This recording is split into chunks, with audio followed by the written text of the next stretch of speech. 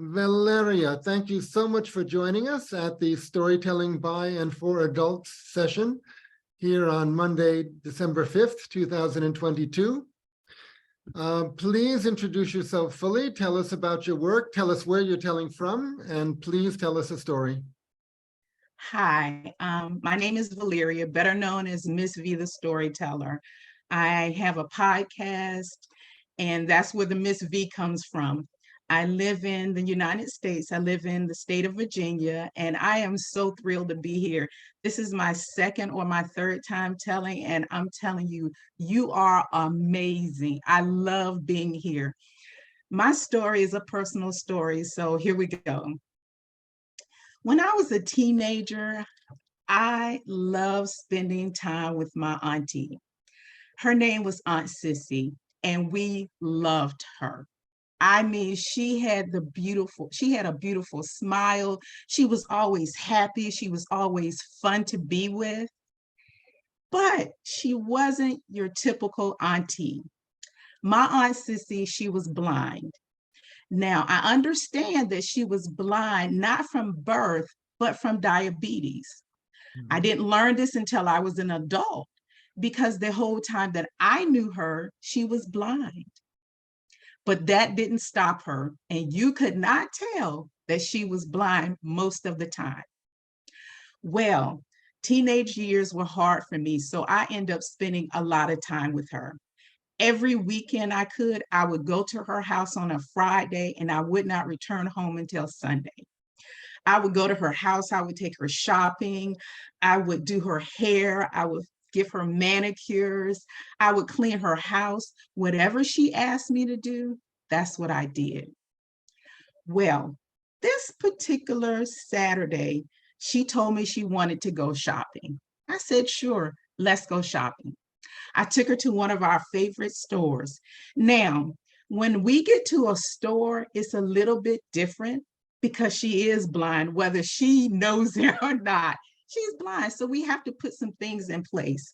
So what we normally do is when we go in the store, I find her a chair to sit in. She sits in a chair, but she's very independent. She likes to hold her own purse no matter what, where for me, that's a little bit scary. So we developed a system. Whenever we went shopping, she had to take a purse that had scraps. So she would stick her arm through the scrap, and then we would wrap it around her arm. Then she would tuck her purse underneath her arm and hold her hands in her lap. That way, no one could walk past and steal her purse. I would walk around the store and I would find clothing that I thought she would like, and I would bring them to her. I would hold the garment up, and she would take her hands and she would feel all the way down the item. Then she would pull it in and she would rub it against the side of her face. Then she would ask me questions about the garment. She would ask me to describe it. She would ask me what color it is and different questions, and I would answer. Based on the answers, she would decide, I don't want to try that on. But if she liked it, she wanted to try it on. So on this particular Saturday, I found a beautiful dress for her. I knew she was going to love it. I brought it to her. She was sitting down with her purse underneath, wrapped around, and I held it up to her, and she took her hands and she felt all the way down the garment, the dress. She pulled it up to her face. She rubbed it against her face, and then she asked me to describe it. It was a black and red dress. The bottom of the dress was black. The top portion was red, and it had black polka dots in it. Now, I knew she loved the color red. And then it had a belt that went around the waist. Well, she listened to me describe that dress, and she said, I want to try this dress on. So we go to the dressing room, and she's putting on the dress, and she's feeling how it feels on her. And I thought that was a little bit odd, but that was her way of knowing how the dress felt. So she put it on, and then she asked me, how does it look? Now, if I didn't answer right away, that was a no to her. If I hesitated, anything like that, that was a no. But if I answer immediately, That was a thumbs up, yes. And I said, you look beautiful. She smiled and she said, I want this dress. So we got dressed and we're heading out. And she said, you know what? I think I want a new pair of shoes. I said, okay. We were in a store that had a shoe department and it was perfect. We're walking to the shoe department and I see a hat, and this hat is calling my name. I walk over and it was a white hat and it had fur around it. I put that hat on my head and I looked at myself and I said, girl, you look beautiful. You must have this hat. So I took the hat. We went to the shoe department. We found a pair of shoes for her. We go home and we're unpacking everything that we purchased. And she said, I want to go to church tomorrow. I said, I'm sorry. She said, yeah, I want to go to church tomorrow. Now, what you have to understand is her church is in a different state. So it's not like it's around the corner, 45 minutes away. It is a drive. But I said, okay. My uncle overheard our conversation and he said, if you want to go, just take my car and you guys have to leave early. I said, that's fine. The next morning, we got up early and we're getting dressed, and she puts her new dress on and she's feeling beautiful. She puts her new shoes on and I'm getting dressed and I'm trying to fix my hair, but I'm having a really bad hair day. But then I remember the new hat that I bought. So I go in, I grab the hat and I put it on and I'm like, okay, bad hair day. I'll just have to wear my hat all day.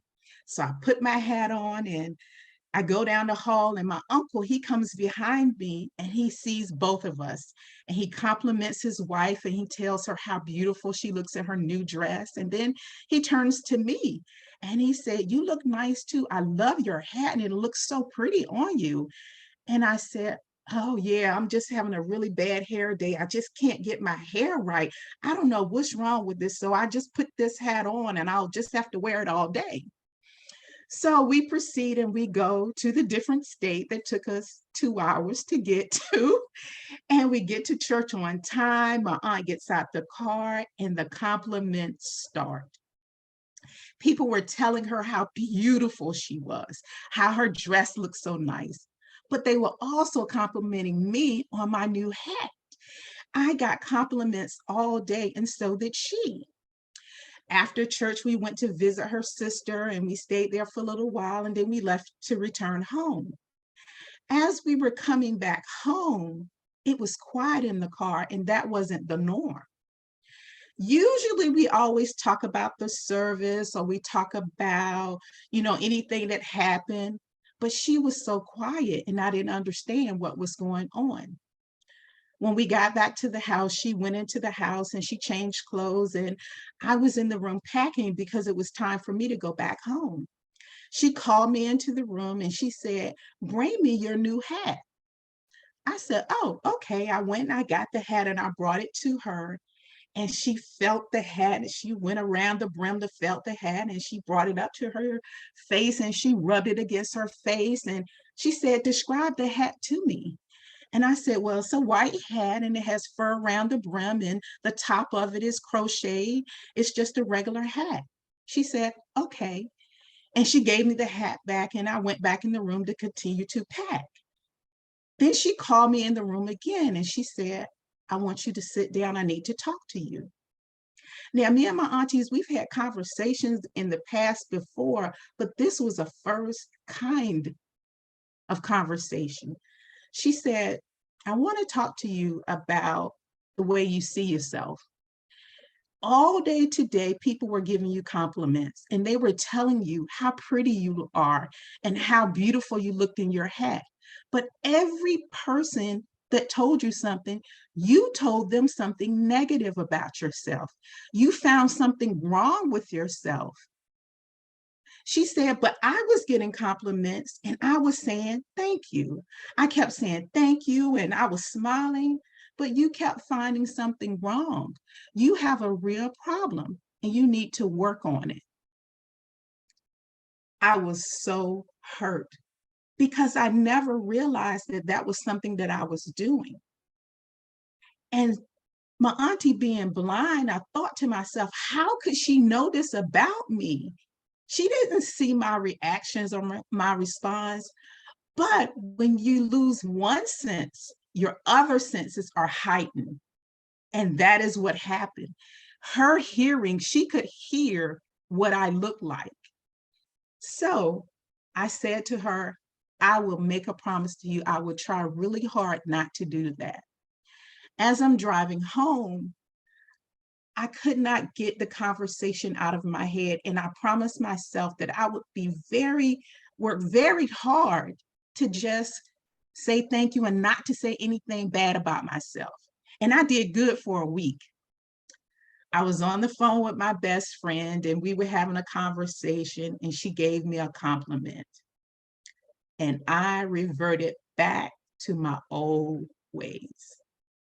I said something negative about myself. And she said, that's it.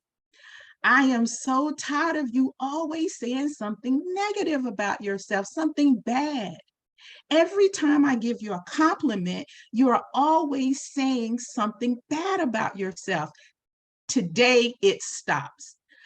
Whenever anybody gives you a compliment, all I want you to do is say thank you, whether you believe it or not. Don't say anything else, just say thank you. Again, it touched me to my heart because two people who meant the world to me noticed the same thing in me and I didn't notice it in myself. So from that day forward, I made it a purpose that no matter if whatever anyone said nice to me, I would just say the words, thank you. That's my story. Thank you. Thank you. Thank you. It's just You're, those simple you're very words. beautiful, Valeria. You're beautiful, beautiful. Oh, you're testing me. Thank you. Thank you. And you really are an excellent communicator, especially by video conference. Part of it is that you look into the camera really well, and it makes such a difference. You know, we feel that you're so. I felt that you're so with me, talking with me. And I'm sure everyone who you know is in your presence in the video conference and who sees the recording feels the same way. Thank you. And part of it is the eye contact with the camera. Thank you. Have you made a conscious effort to do that? Well, I have a podcast, so I do this all the time. I have guests to come on my show, so I'm always having that conversation with them. So I'm constantly on Zoom, so it's just now Yes, a part of but as me. you know, in Zoom we want to look at the image of the other person. But if we do that, then we're not looking into the camera, and our conversation partner does not get the satisfaction of the feeling of eye contact. We get the satisfaction because Yeah, we're that's looking into true. yeah. So I think you must have worked, you must have made a conscious decision to look into the camera and sacrifice the pleasure that you'd have by looking at your listeners. Yeah, I try to make it so that way. And then a couple of years ago, I took a class and they gave out a whole lot of information about Zoom, and because it was new. And so I took a lot of it to heart. What I used to do was I used to take a Post-it note and put it right in the middle of the screen underneath the camera that says, look at me, look at me. And so it would make me look right at the camera. But then I got so used to it now, I don't need the paper anymore. But that was in the very beginning. It was just a little piece of paper with eyes that said, look at me, look at me. And it also made me smile because, of course, you look at a piece of paper that said, look at me, it'll make you laugh or smile. Mhm.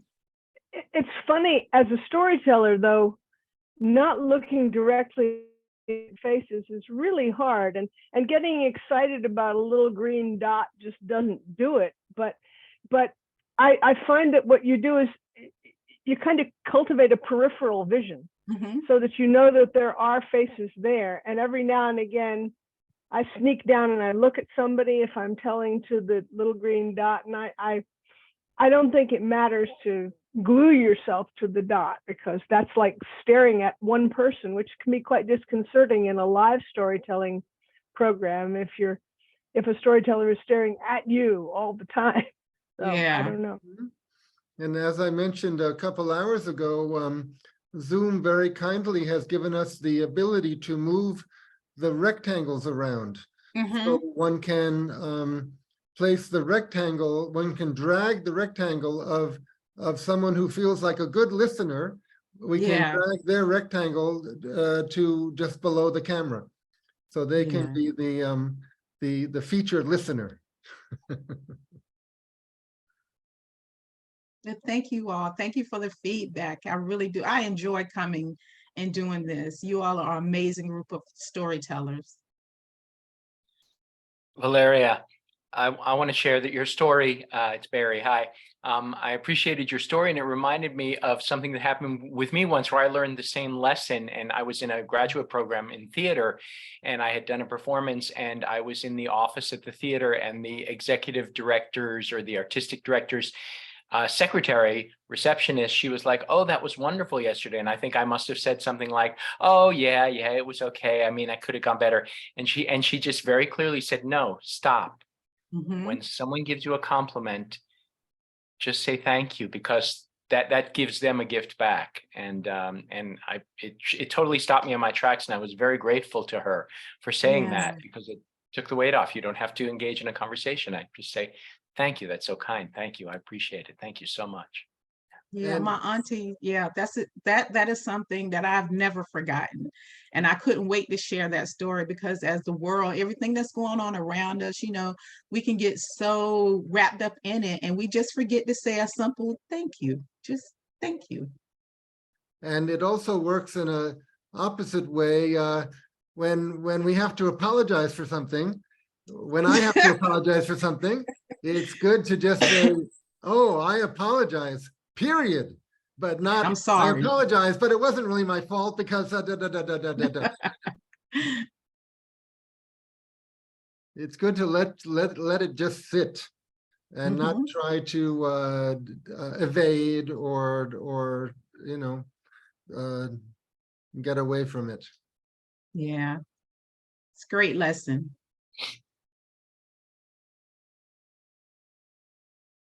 All right. Anybody else? Any thought?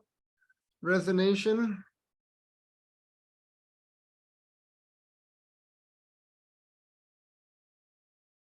I really appreciated the way that you took us into your aunt's way of being, and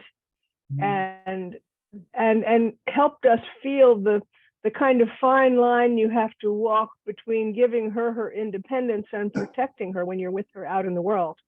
And it struck me that that's kind of a hard thing for someone who's a teenager as well to see. So it was, I really loved the kind of combination of information and feeling that gave me in your story. Thank you for creating that so vividly. You took us into your experience and her experience. I mean, I was imagining, what it would be like to not be able to see in that situation. And then I was imagining from your point of view what it was like to be with someone who couldn't see. So it Yeah, was she was. very, very experiential. That's true all the time, learning new things about how to do with a blind person. Each week, learning things, different things in the store, in the car, and eating, how to manage with a blind person. That's very, very important. In a sense, it's good because it makes you understand the other point of view, the people can't see. But Very I good. think, Valeria, your talent, part of your talent as a storyteller is that you probably do this whatever story you're telling, whatever characters you're working with. I'm sure you really help the listeners get into the experience of that character. True. I try very hard, but with my auntie, she was so independent. It was a lot more to it, but I didn't want to go over my 12 minutes because even paying for the dress, she had her own wallet and she wanted to pay for it herself.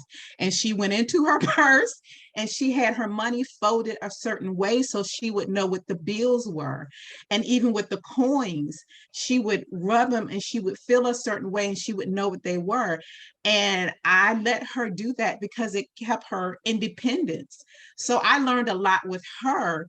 She taught me a lot, but it was vice versa, So I love that story because I love her. She was one of my favorite aunties and she taught me a lot. It's interesting also today because I think earlier, if I'm remembering correctly, Rona talked about having been raised in a family with blind parents. And that wasn't a central part of her story, but just in terms of my own awareness of blind individuals, that it came up twice today. Yeah. Well, we know there's a lot of folklore about blind singers and blind storytellers because they have to really visualize and they help us visualize. Yeah. Okay, shall we say good night and good morning? Yes. Okay, thank you, everybody. I'll Thank be you. putting the recordings up as soon as I can. All right. I'll- Thank you.